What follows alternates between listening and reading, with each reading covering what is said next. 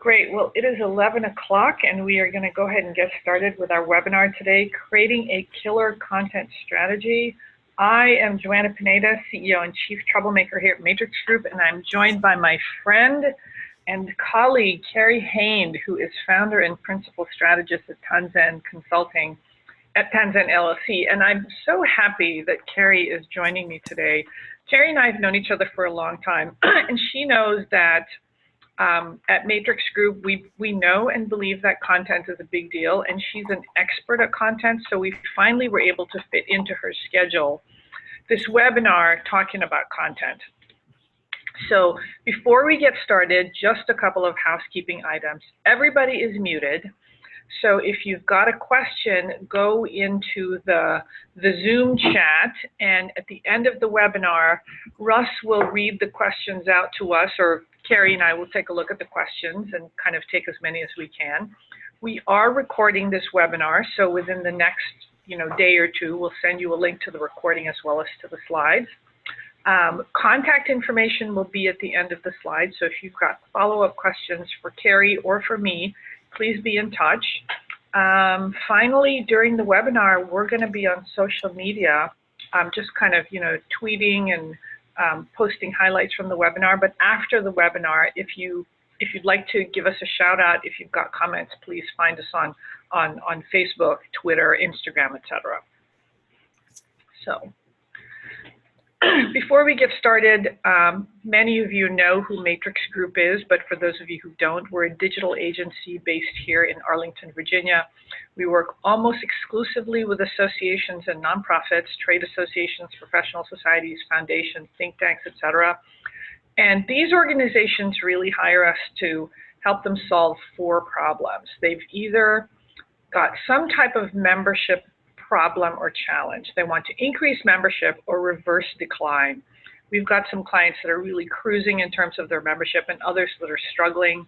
They're saying we need to reach the millennials, or we've got a generation that is really deciding not to join. We've got some clients that really are looking to retain members through compelling web and mobile offerings. And often what they want to do is get them much more engaged. And I know engaged is one of the most overused words, but by identifying what engagement looks like, then we can try to increase participation in those different areas. We've got clients that say, look, we want to reach some new audiences. Maybe they are for the first time reaching out to people on Capitol Hill. Maybe they want to go direct to consumer. And then finally, we're also known as the company that really helps organizations increase staff productivity by really tying in all of their back office systems. So it's not uncommon for us to tie a website, an AMS, an LMS, a journal platform, a community platform all together. So here are our offerings. This is how we help organizations accomplish those four goals. It starts with a strategy, and then from there, it's really custom based on the organization. So if you're looking to redesign your website because you don't think that it's working well for you, if you are looking to get more insight out of your analytics, if you'd like a kind of a more high-performing digital strategy with web and mobile, or if you're looking for a new association management software, we hope that you'll give us a call. So Carrie, tell us about Tanzen. All right.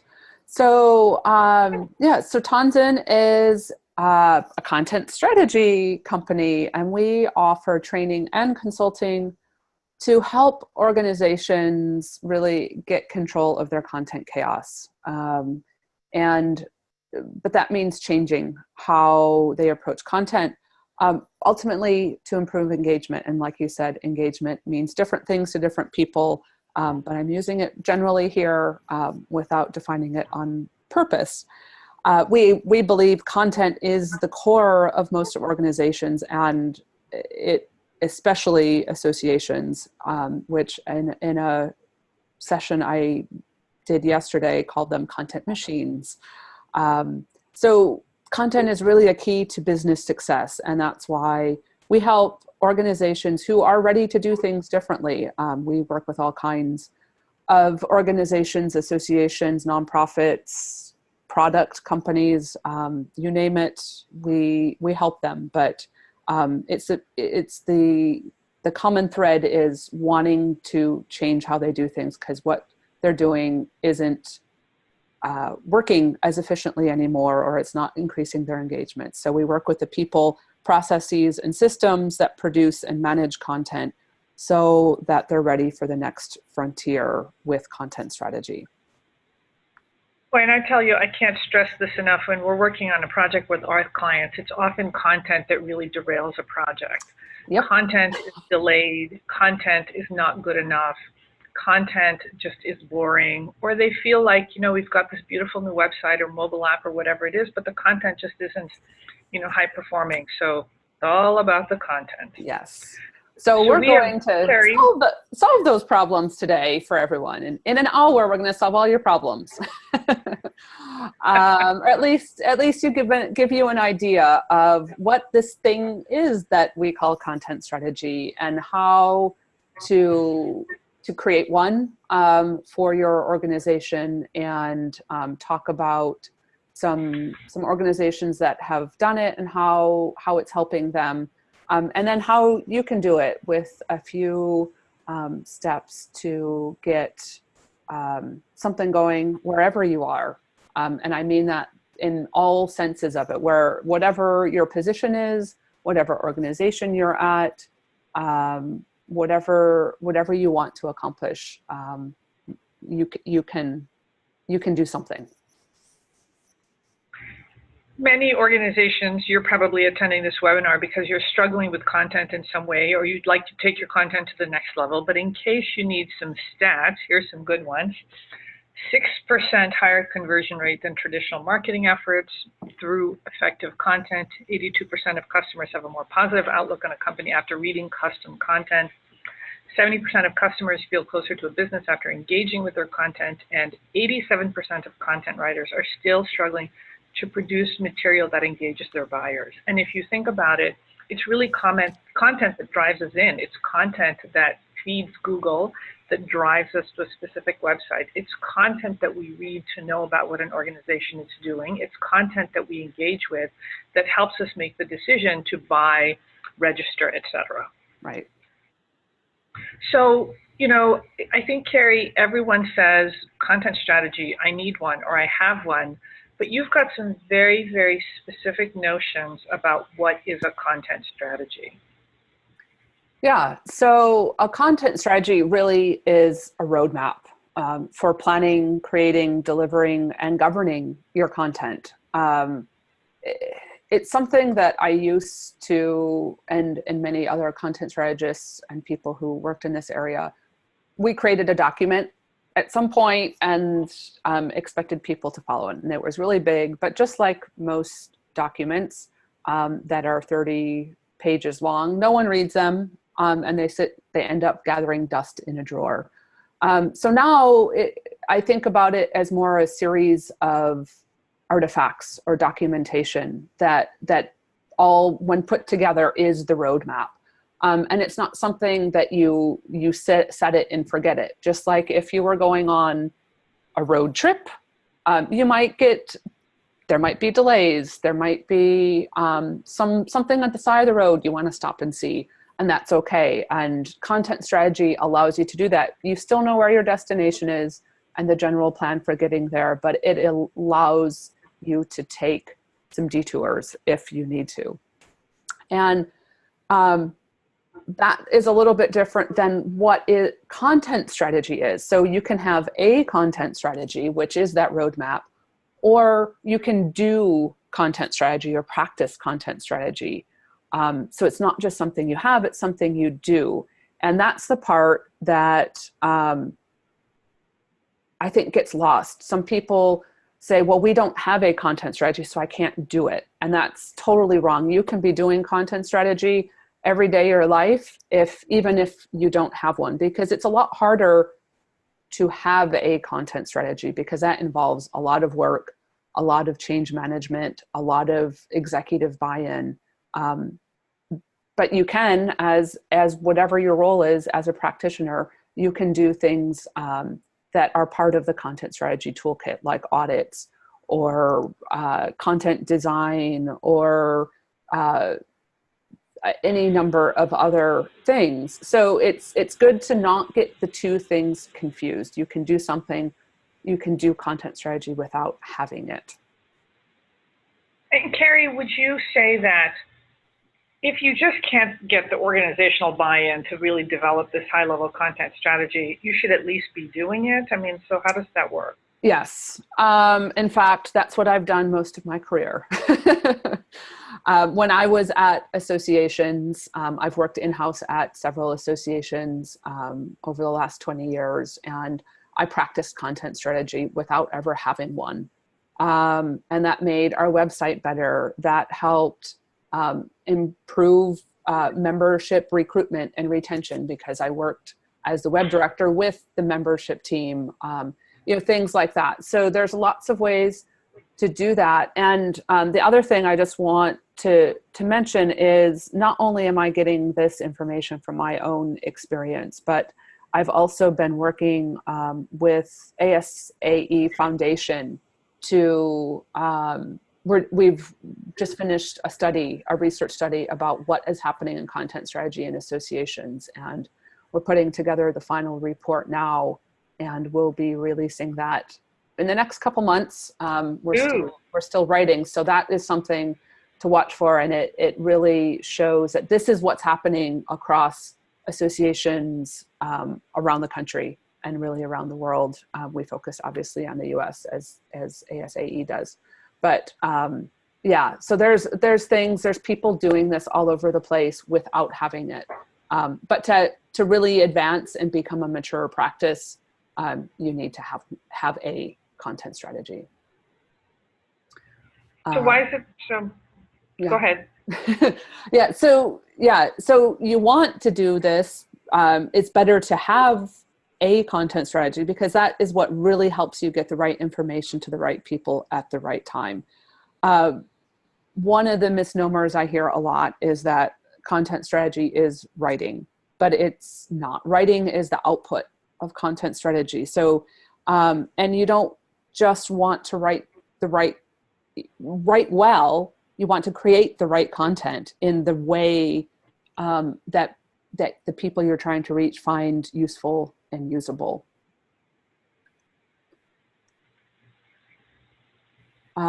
So it really is all the things that you think it is. It is writing, writing for the web, writing for products, writing for everything. It is having a unified voice and tone for your organization. It is a message architecture. It is SEO and SEO strategy and guidelines.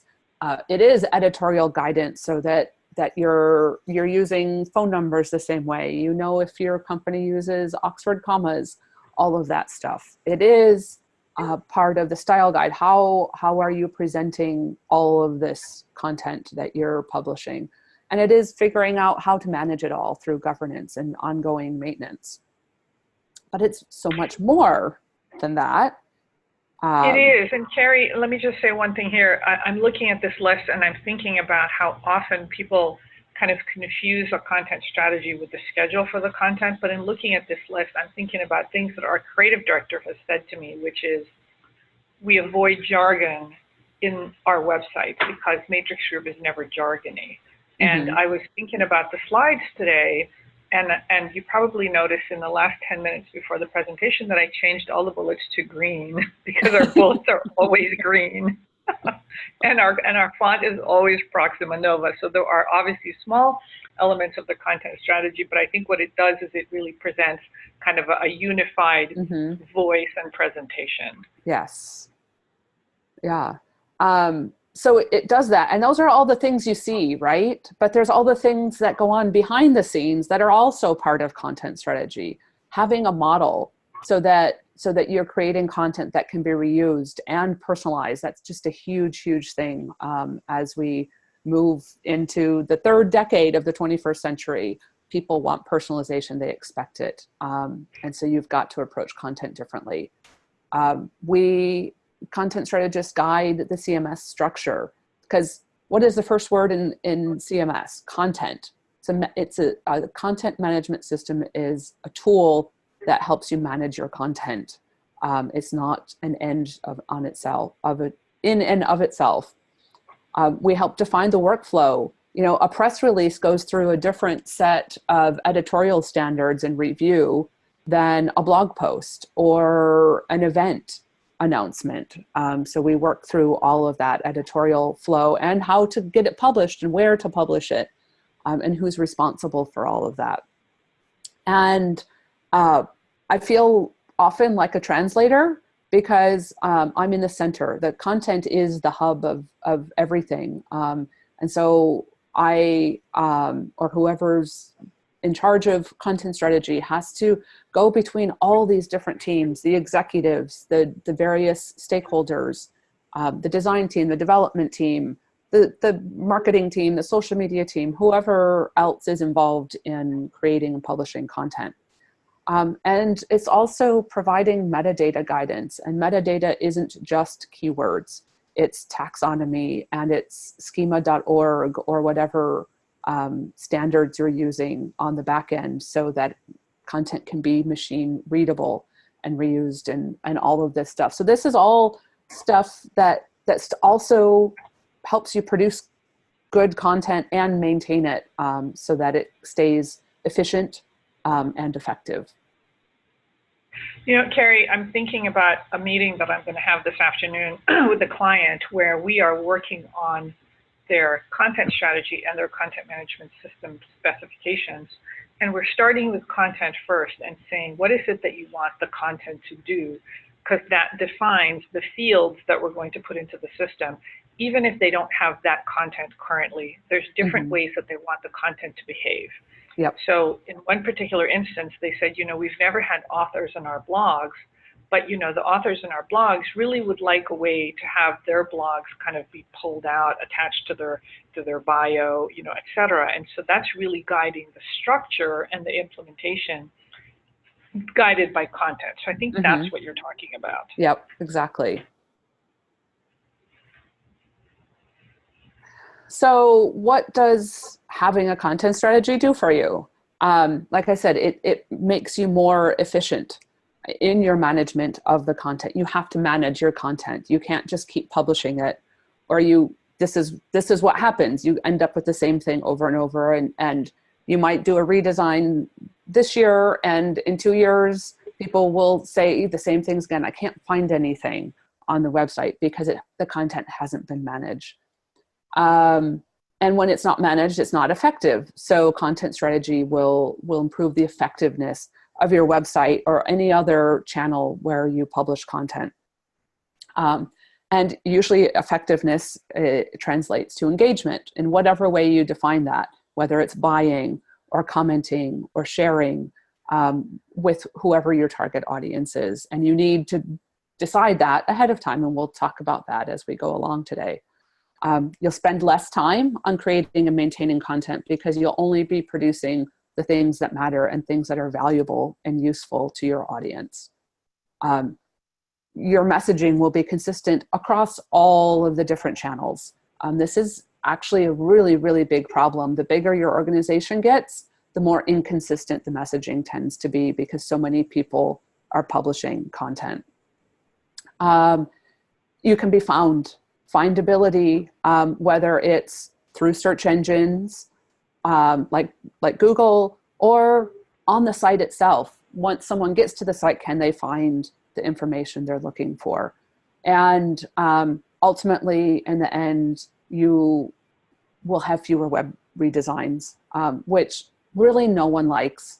They cost a lot, they take a lot of time and effort, and they disrupt. All of a sudden, one day, your members come to your site and there's a new website and they've got to figure it out. So we want to reduce that and focus on constant improvement rather than constant redesign. So Carrie, talk to us a little bit more about that last point, because I agree with you on that. You know, redesigns are costly and they're disruptive and they're just very, very staff intensive.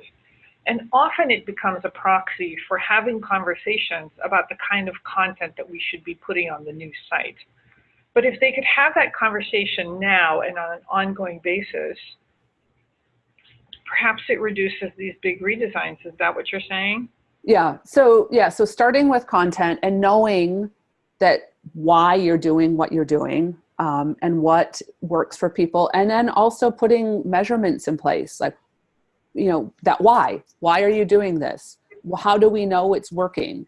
Putting those measurements in place will allow you to constantly be checking, is this working? If your goal is to increase membership by 15% next year, you can check in every month or whatever interval to see what's happening, how people are, if it is the website, flowing through the website, where are they falling off? And so you can check the content, see if it's working, and start measuring that. If it's working, great, keep going, focus on something else. If it's not, you can catch it early instead of getting to the end of the year and saying, oh, well, something went wrong, we don't know what. And now we haven't increased our membership. Or we could do a whole webinar on analytics, which maybe you and I will do later in the spring. Yeah.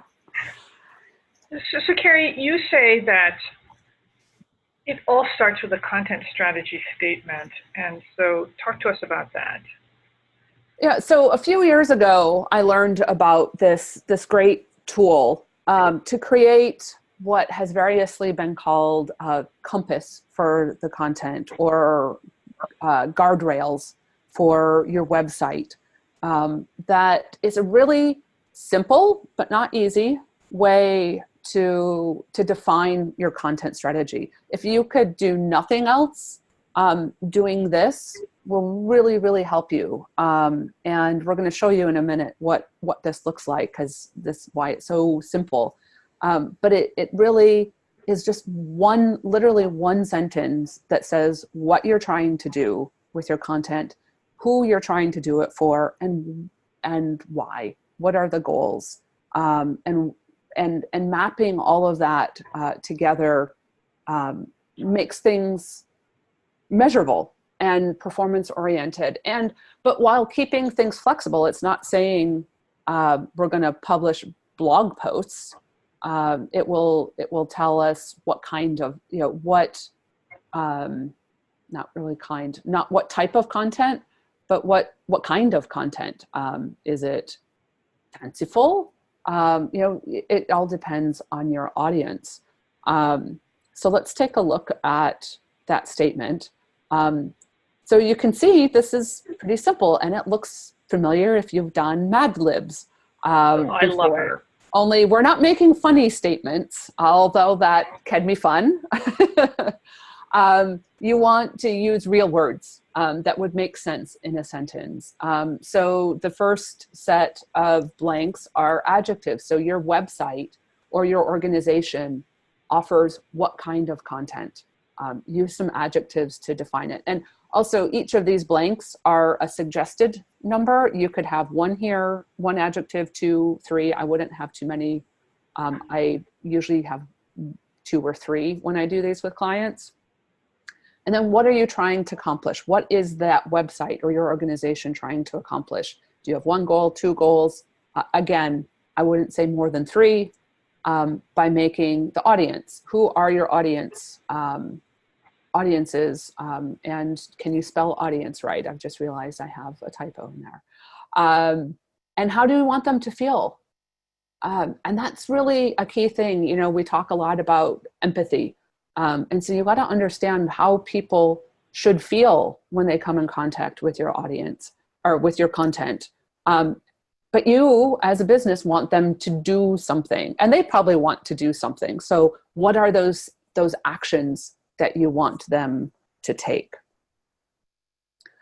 So there's a number of ways that I've done this, and we have a few examples to talk about this.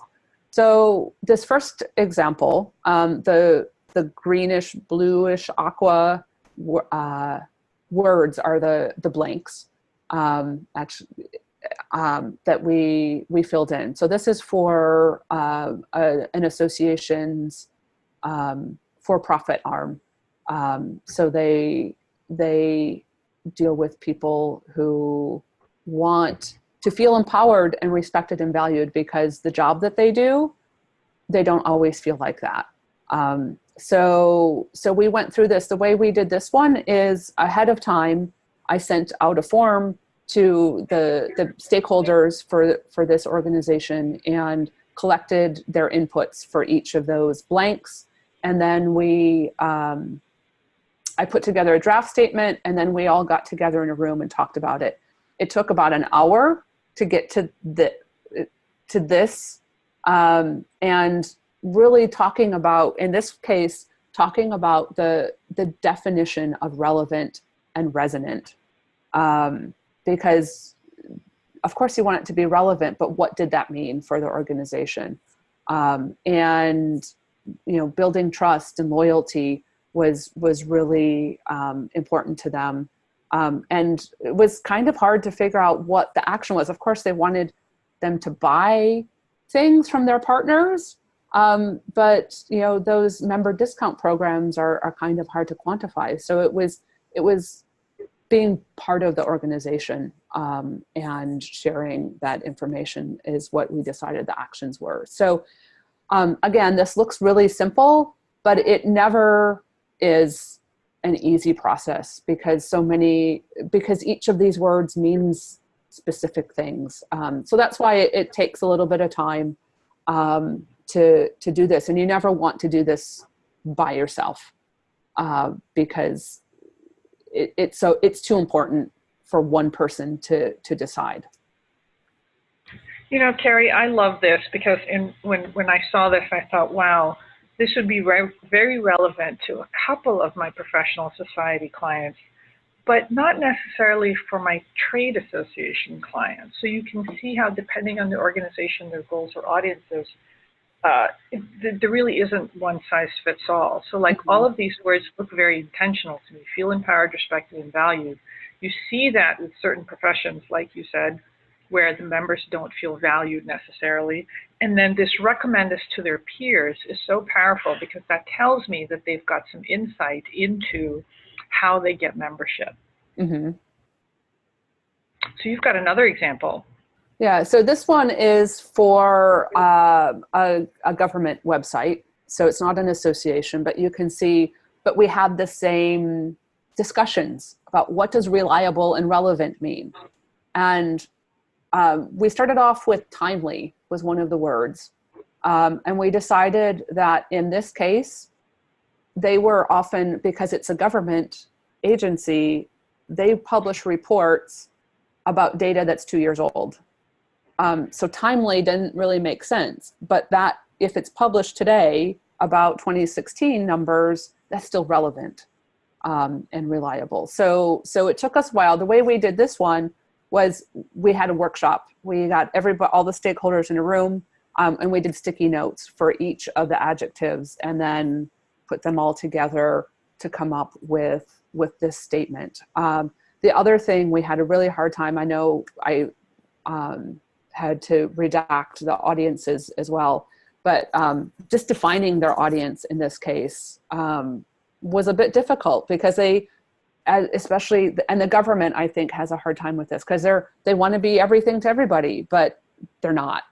This website was only important to a very limited audience. And so just by defining that, they could focus their content a lot better, and the organization of it as well, because the two audiences didn't need the same information. That's why we said the right information, because it was the information they needed at the time. And that can change from day to day and from audience to audience.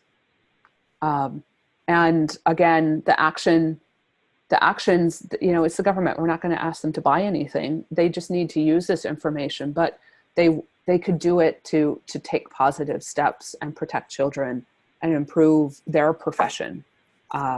Even outside of associations, people want to contribute and improve their practice area.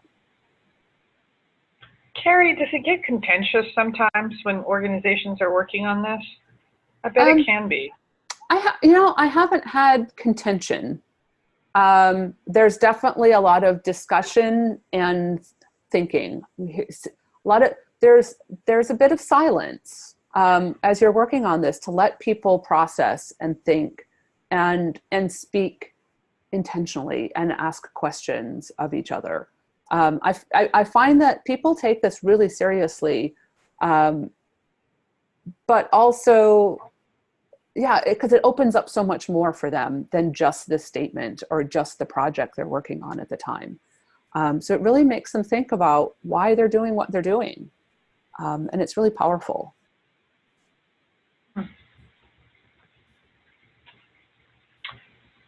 So I think now we want to get to the brass tacks of how do you actually create the content strategy. We had a question where someone says, what does the content strategy look like and how do I create it? So let's get started. So you say it always starts with the users, which I love because, and this is why we're doing this webinar together, we always say it starts with the users, because if you don't have an understanding of who they are, how are you going to meet their needs? You know, as what does Dorothy say? Well, how will we know we get there? No, how will we know that we got there or something? Mm-hmm. If we don't know where we're going, how do we know that we got there? Right. And also on this panel yesterday with association people, it was, you know, so often we start with the organization with what do we want to say? But that depends on who you want to reach. So who is it? Who are your members? Who are your constituents? Who is your audience? Who are your buyers?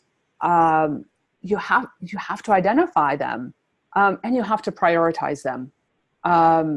And I'm guessing all your members are not the same. If you have a membership organization, you have different types of members, and you have to prioritize them because you can't be everything to everybody.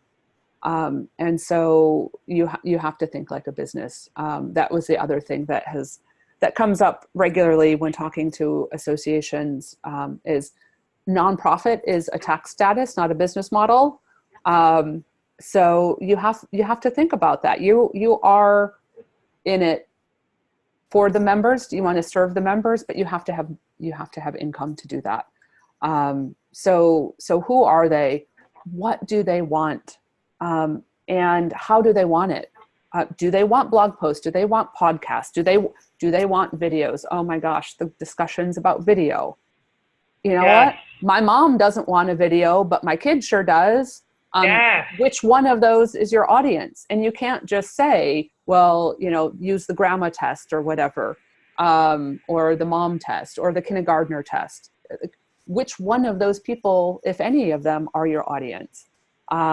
So you have to think about all of those things, and not just what they want, but what do they really need? Because someone might want to buy a new pair of sneakers, but what do they need? They need a selection of sneakers within a certain price range, maybe. So that helps you when you start with what they want. Is the kind of, to me, this is an exercise I've been doing with clients more and more, to separate wants from needs, because want is more, I think of it more as a goal of the end point and the outcome, and the need is how are they going to get there? What are the things that are part of that process to get what they want? And I know you and we talked about this ahead of this as well, is one of the ways to really understand your users and do that is to have personas.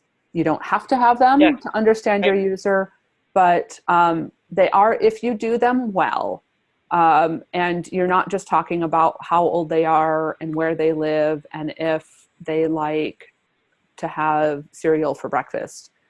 If you understand their information needs and their challenges and their goals, that's what creates a really good persona. And then sharing them, they have to be shared. So that people know who, if they're writing or if they're producing a podcast or a video, who is that for? And you can look at that persona and say, this is for John, who is a nursing student, and really think about that person. That's what this is. A persona is a fictionalized version of the person you're trying to reach. You know, Carrie, we love personas and we do like to go deep with them to really understand, like, what are the communications channels? How are they finding you? What do they need from you? What do you want them to do? And all that stuff. But what we find is if we get the personas right, we get the target audiences right, it really peels away some of the arguments within the organization. So for example, you might have a VP who says, I don't like video. Well, it's really not about him because you've changed the focus and you've said, well, John, you may not like videos, but we are trying to reach 25-year-olds, you know, with this campaign to, you know, reduce STDs.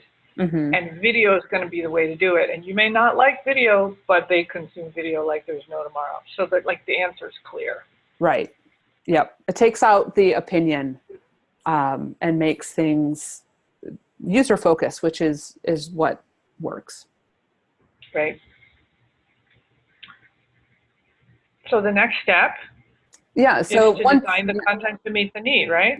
Yeah. So once you know what they need, what they want, now you have to design your content. And I use the word design and content very deliberately. This is a fairly newish term called content design, but it's design is really planning.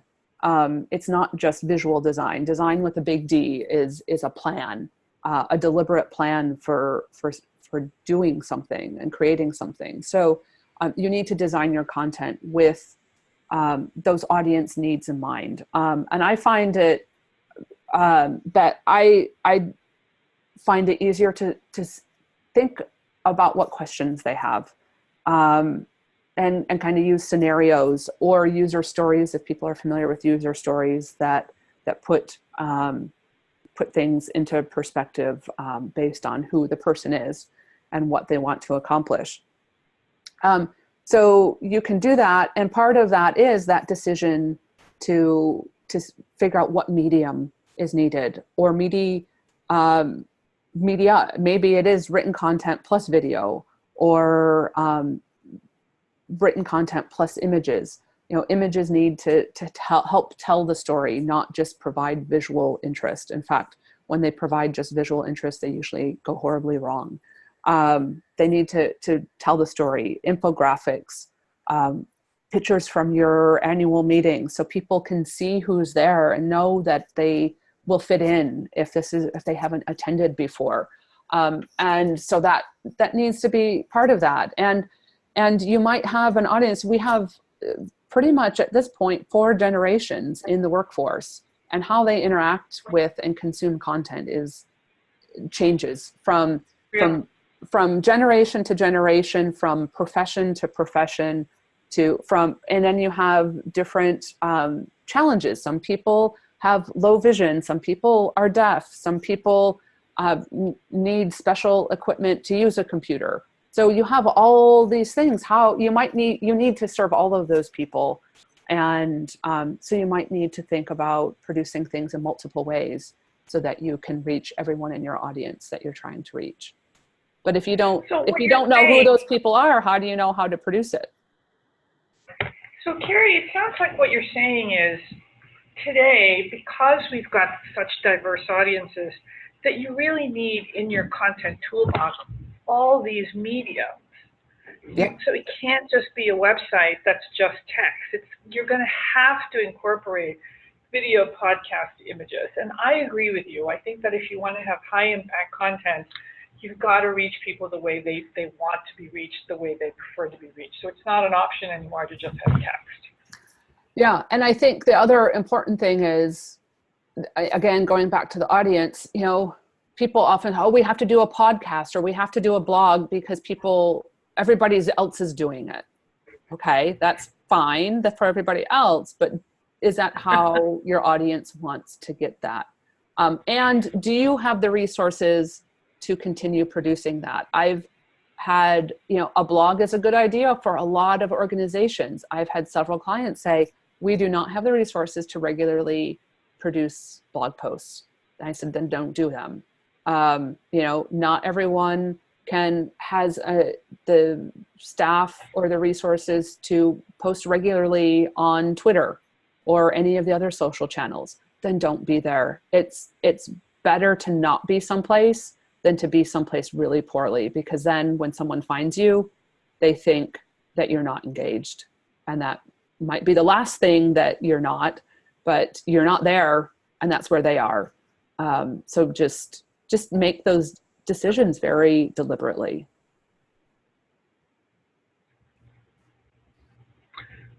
So Carrie and I were having this conversation about coming up with examples of what users are looking for. And, you know, we run into these questions, or we help our clients develop these questions when we're about to, you know, work on maybe a website, or we're doing some type of search engine optimization strategy. And I ask a simple question: what are people typing into Google where you are the answer? And so instead of thinking in terms of these kind of lofty things that we're #1 trade association, we're the organization that does this, you really got to, again, take it from the perspective of your target audiences, of your users, and say, what are they looking for? So they're probably interested in things like, how do I become a police chief? If you're my International Association of Chiefs of Police, that turns out to be one of the questions that they want to answer. How do I become a police chief? And it's not like you go to the academy and become a chief. It's actually different depending on jurisdictions, and it depends on, you know, kind of your leadership and your political skills, et cetera. But all of that is amazing content that can be on your website. What training do I need if I want to become an IT training director at a university? If I'm already an IT director at the university, what ongoing training do I need? What's the best membership database for a trade association? What's the best membership database for a small association? If you are selling some type of a certification program, and you're trying to convince people, you know, to become certified, maybe one of the things that they're asking is, what are the benefits of X certification? So what you want to do then is really tailor your content to answer those questions. And I think this, for me, this is such an important part of the content strategy, because it really defines the content. And like Carrie said at the very beginning, if you can kind of come up with the most important questions, the other stuff doesn't matter, so don't bother developing that content. Mm-hmm. And then it's a question of, okay, if this is the content that people are looking for, what kind of content is really going to resonate with your audience? Is it written? Is it a podcast? Is it a video? And then how are you going to get it out to them? So develop this set of questions. Carrie, do you have something to add there? Yeah. Well, and, you know, a lot of these questions don't have like simple answers, right? Like, what is the best membership database for a trade association? Well, the answer is it depends. So the content is probably a chart of different databases. If, you know, obviously a vendor of membership databases is going to have something different, but you're going to talk about the benefits, and so people can recognize themselves. But it's probably a chart that's going to help people get there, not 5 paragraphs of text. Yes. Or it's going to be, here are the things to look for in a membership database that would make it much more appropriate for a trade association. Right. Versus a society or any number of other associations there are. So I think we've been saying this entire webinar. It's content first. Yes, content. Well, users first, then content. Yeah, that's true. That's true. So, you know, I think you have the user. Yeah. The point is, it's content before technology. Yes. So I've come to think of content first as part of the process. It's the first step of your process. The things before the content are part of your strategy. And then in your design process, content needs to come first, that planning, before you do mock-ups, before you do wireframes, before you do prototypes. You need to start developing and designing that content based on those questions that the users have, and putting it together and how to organize all of that. If you don't know what content you have, how do you know how to organize it? I don't start with sitemaps anymore. I start with models, and then figure out how to present all of those intertwined content types in a way that makes sense to the user along, you know, going back to that content strategy statement. How, you know, if this is what we're trying to get people to do, this is what they want to do, then how do we organize that? So you're really building a system. You're building the CMS to support the content. You're building an interface to support the content, rather than coming up with something that looks really cool and functions really nicely, but then aren't the right boxes. So your visual designs and your content management system are really containers. So you have to know what size containers you have. You can't put a shipping container on the back of a pickup truck. It goes in a ship. So you have to know all that. If you are working in the physical world, you would start with the contents of the container before the container itself, so you know what to develop. And you need to do the same thing with content, whether it's digitally or print, anywhere. Obviously, most of our content these days is digital, but there is still print, and you have to figure out how to balance those. So content Carrie, first, my in the favorite design system. Yeah. Well, I just have a story. We were working, this was many years ago, but we were working with a client that said, hey, we're working with an outside designer and they've designed the website for us now. Can you build it? And I said, okay. So they showed us the designs and I said, well, how do they know you? And they said, we have to have 5 navigation items at the top and here are the boxes. And I said, well, what are you going to put in there? And they said, well, we don't know, but we know we only have to have 5. And I said, oh dear, this is going to be a problem because like you said, they built the system before they knew who they were trying to reach, what content went in there. And then you're trying to just shove the content in. So it was like 3 columns of content. And I'm thinking, we're just going to randomly pick 3 columns of content because we've been constrained now by the design. Didn't make any sense. Did not work. Yeah. So how do we make this happen? I mean, and how long does it take? Well, that depends. But you know what? So I started off saying, no matter who you are or where you are, you can do something. And that's absolutely true. But if you want to be super strategic, you have to work with your colleagues or with your clients. And, they're called stakeholders for a reason. They have a stake. They have a vested interest in the thing that you're making. That's why they're called stakeholders. You have to work with them, whether it is your stakeholders or your executives or your design team or your development partner, whoever that is. You all have to work together. Content first is, it's like just barely ahead. Ultimately everybody should work together. But you have to change your process and the thinking about it. And you have to start with the outcome, not the output. You could produce 1,200 blog posts next year. So what? What did they achieve?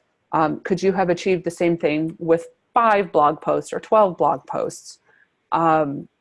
You have to understand what you're doing and get everybody's goals out there and prioritize them. And no one can do that alone. So put that all out there and find, there's not a one size fits all. These are all guidelines, and there are elements that really need to be included in a really productive process or a really successful process. So how each of these things is manifested, but they need to be elements that you consider of who you work with, and who can really help you, who are your allies and champions, who do you need to work harder with to make sure that they're on board. So Carrie, I'm tying this back to the content strategy statement where you said, again, that's very focused on the outcomes, so that we become an association that people recommend to their peers, so that we become the association that people will buy from, register for, et cetera. So in that case, you're focusing on the outcomes. Instead of saying we're going to produce 1,200 blog posts, you're saying we want to produce blog posts that will get people to do X. Instead of saying we're going to send out 20,000 brochures, the strategy is we're going to develop content and a marketing strategy that will get people to register for this conference, and we need 1,500 people, and we need these types of people at the conference. I think that's what you're saying. Yeah, and because you're focused on the outcome, you can shift course in the middle if you need to. Yes. Because I think that's the other thing is like content strategy actually gives you more flexibility for those detours. What if something isn't working? If all you're focused on is producing blog posts, then you're going to keep producing blog posts no matter what. But if you're focused on getting people to a conference, there's probably a combination of things. There's probably social media and certainly web content and emails and brochures and, partner sites, all kinds of things to help you get there. So it really does give you options to get to where you're going, and provide that flexibility to do more with less. Now, before we get to questions, we always end our webinars with an action plan because Carrie has really shared with us so much information and shared with us so many aspects of a content strategy to think about, from the users to the goals to the visual design to all of these things. So what are 3 things, Carrie, that you think people can do to get started with this? Yeah. So again, whoever you are, wherever you are, you can do something. Find something that you don't need permission for, something that is part of your job that you can do. So pick something that is small, or maybe you have already a champion or ally sitting in the office next to you. And find something, say, hey, let's see what happens if we, not just do something, but try to reach a goal. So, a goal has to be targeted with that. So maybe it's, we want to have more people sign up or apply for a scholarship. This is actually an actual scenario I worked with someone one time. Like last year, we had to go find people to give these scholarships to because not enough people applied. So that was a really small thing. All it did was involve content on one web page. But we set a goal of getting more people than last year. And they quadrupled the number of, that ended up going from 7 to 32 or something like that. Wow. So it's not a huge number, but now they had more people interested. They had somebody to choose from. And then we shared that success. Say, look, we didn't have to create a whole website. We just changed content on one page that already existed, and this is what happened. And we did share that with the organization. So it doesn't have to be, let's double our conference size, because that involves way too many people. But just find something you can do, and measure it and share your success with the people who will listen, so that then you have more allies. So this is kind of like a multiplying effect. Once you start doing things and sharing them, more people will be asked for help. And pretty soon you'll have more work than you can handle because everyone's going to ask you for things, but that's a good problem to have. And that can be solved with adding more people to your team. Well, but hopefully what that means too is you'll be more intentional with your content. Mm-hmm. And I think being intentional doesn't actually necessarily always mean more volume. Right. Right? You said being intentional might mean writing less, which actually means less staff time, but writing content that's more high impact. Mm-hmm. So Carrie, I think we've got time for some questions. So we definitely have a couple questions that I want to get to, but in the meantime, and when we send out the slides, these are some resources provided by Carrie. The Tanzen blog is fantastic. I read it. It's fantastic. I highly recommend it. But here are some other blogs recommended by Carrie and some books that she likes. So we've got one question, Carrie, and the first question is, how do you determine who your target audiences are, who your users are when you don't already know them? And I'd love to hear from you, and I have something to say about that too. Go back to your business plan. Yeah, it's that has nothing to do with content. That has everything to do with the business and what problem are you solving and whose problem is that? That's part of the business strategy. So much of content strategy is related to the business strategy. In a hierarchy, I think it's about one step down from the business strategy. You have an overall business strategy, and then a content strategy, and then channel strategies below that. But yeah, you'd need to go back. If you're a specific person who isn't sure, marketing teams, communication teams, executives, if you have access to them, should know that. But sometimes you have to workshop it as well, and that takes a little more than a marketing specialist. But usually your mission statement, or you have something in the business that tells you who your audience is. I would agree with that. And then what I would say is, if the business plan, for example, says that our members are general contractors, I actually find that that's a little too broad even. So general contractors already is a subset, but especially for the trade associations, what you want to do is kind of go deep within the membership and then say, who is it really within the GC that we're trying to reach? Is it the owner, or is it the training director or the safety director or the HR person? Yeah. And what I would say is, talk to different people in your organization and say, who do you interact with on a daily basis, and who do you want to come to meetings? That'll probably give you some insight. And then what I would do is maybe take a look at a cross-section of the membership and then say, who are these people, and see if you can detect some patterns. So we had one client that said, our clients are the people in this specific profession. And they said, that's it. That's our audience. And we were like, hey, let's see if we can subdivide it. And we kind of kept an open mind. It turns out that the different types of members really turned on tenure in the profession. They had been in the profession less than a year, 5 years, 15 years. Their needs were very different, and their commitment to the profession were very different, and therefore what they needed from the association was very different. Sometimes it's topical, and then obviously you have to look externally. Who are your audiences? I worked with one organization that they said, we're really trying to reach our members. But then kind of in different projects, they kept complaining about how this competitor organization was just killing them on the government affairs side. And I said, so why isn't Capitol Hill an audience? And they said, oh my God, we've never really thought about it. So I said, it's an audience. The other side's killing you. So, let's make them an explicit audience. What about media? What about all these influencers? So that's what I would do. And then certainly, if somebody wants to follow up, let us know. Carrie and I can help you.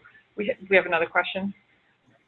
I think we had another question, which was, what are the different elements of the content strategy? And I think we sort of talked about that earlier, right? Which was, and maybe Carrie, you can provide an outline that we can send out to the attendees. Like if someone says, look, how do I even get started? Certainly you can contact Carrie, her, and kind of retain her firm. But Carrie, maybe you can provide like an outline. What are some of the things you have to think about on the user side, the goal side, design side, voice messaging, schedule, et cetera? Yeah. So the elements that I always cover with clients are audience. Who's your primary audience? And in a priority order, it can't be more than one, two, or three groups of people, well defined. And then secondary audiences also prioritized. And as much as you can narrow those down, the better. So who is it? So that's always part of it. Goals, business goals. What are the goals you're trying to reach as an organization? And how is your website, if you're working on a website, you might not even be that specific. How will content help you achieve those goals? Because it is so much more than a website. And I think that's also something that gets lost, is people focus only on the website, and that's just one place that content is published. There's a giant list of places content is published today. So what are the goals you want to achieve that are mapped back to the business goals, and how are you going to measure them, so that you can set up your analytics and test, check in on that constantly to see if it's working and make adjustments if it's not. or do more of, or expand some for experiments that are working. And then the other thing is the, I always include a model, a content model of which is a representation of what types of content and how they're related to each other. So it's not a big, long, it's literally a visual diagram of content types, because you have a lot of them, no matter who you are, and start seeing how they're related. So then you can pick and choose. That's part of that reuse and personalization strategy from there. And I think those are the main elements. And then also deciding on a publishing strategy, what channels are you going to use? Who are the audiences in those channels, and what do they want in those channels? Facebook and YouTube and Twitter and Instagram and Snapchat are all very, very different. So how are you going to publish your content and where? So those are some of the elements that are always included. Again, I don't produce big documents anymore. They're a series of documents that we refine as we go sometimes, and also just come together so we can look at one thing at a time as we develop it. Russ, do we have any more questions? We don't have any more questions. Well, there was one other question I saw about where in the organization content strategy resides. That's a good question, and then we got to end. So go ahead and answer that. The answer is it depends. And this is something that we did in our study. It's all over the place. Most commonly, marketing and communications, because they have to oversee so much, and they're already working with everyone. But it kind of lives wherever the champion is, wherever the person who has the skills, the resources, experience, and willpower and desire to manage it. So it really, really depends on the organization. Yeah, that's good advice. We know that you'll have questions after the webinar, so here's contact information for both of us. You can also reach us on social media. And like I said at the beginning of this, we will be sending out a copy of the slides and the recording, so please feel free to share this with your team and spread the good word about content strategy. I want to say thank you so much to Carrie, who I finally nailed her down to do a webinar with me, and I'm so appreciative. Thank you so much, everyone. Bye-bye. Bye.